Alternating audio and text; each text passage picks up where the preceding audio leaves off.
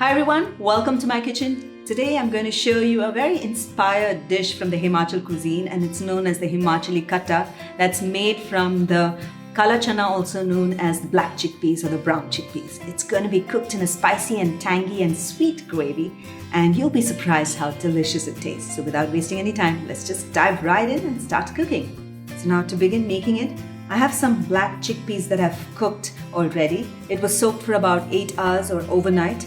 And it's important that it has to be really soft, and when you take a bite, it's really soft. And black chickpeas, when you cook, it doesn't mush up and it leaves a lot of water along with it. So I've sort of separated that water out and kept it aside.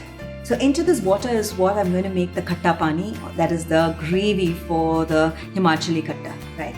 So this is the chickpea water. Into this, I'm going to add in some gram flour,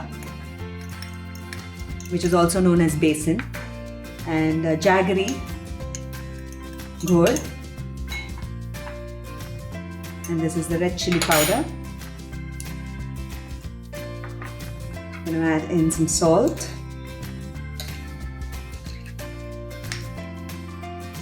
ensure you adjust it according to taste. There's some garam masala powder, and this is the amchur powder, which adds to the sourness of the dish, khatta, right? And this is the coriander powder. And we have just 2 more ingredients, and that's the asafoetida hing, just a pinch of that, and the turmeric. Just gonna whisk all these ingredients up until it gets well combined. Ensure that the gram flour is sort of well into and it's dissolved well into the water.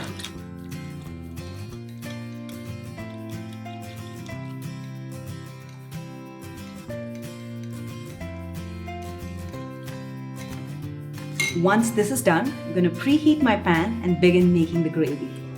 Okay, now to begin making the khatta, which is the gravy for the Himachali Khatta, I'm going to add some oil into my preheated pan. And we'll add in the cumin seeds and mustard seeds to crackle. Okay. So once the cumin and mustard crackles, I'm going to add in some bay leaves and some chopped onions. We'll stir fry the onions in the oil for until it softens. So it's just about a couple of minutes or even less than that sometimes. Okay, notice that the onions are changing color and it's slightly softened. And we don't have to caramelize it, just soften the onions, and as soon as you notice the raw smell has gone away and it's started to change color, I'm going to turn the heat to low and add in the khatta, right, that we prepared. And along with the khatta, I'm going to add in the boiled kala chana, the black chickpeas.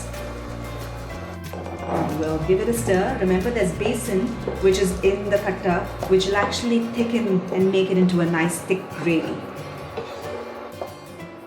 Okay, so we'll just increase the heat and keep stirring it until the besan thickens the gravy, and that's it. Maybe you can simmer it for a longer time until the chickpeas sort of absorb all the masalas, and then turn the heat off and just serve. Right? So it'll be ready in just about 2 minutes. I'm going to cover the pan for a little bit and allow it to simmer and allow the gravy to thicken a little bit, and after a couple of minutes we'll be done. We're ready to open. Notice the khatta has actually thickened up and the besan has given it a nice thick gravy-like consistency. And I just did give it a try and it tastes really nice. Okay, so now we're ready to serve the dish, and there's multiple ways that you can serve it, along with some fresh steamed rice, pulao, your paratha, or even top it over some bread, toasted bread. It tastes brilliant.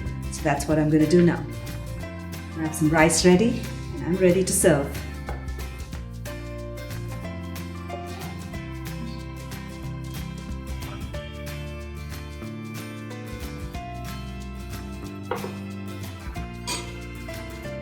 So I hope you enjoyed watching this recipe. It's a high protein dish that is simple to make, and all you need to have is some boiled chickpeas.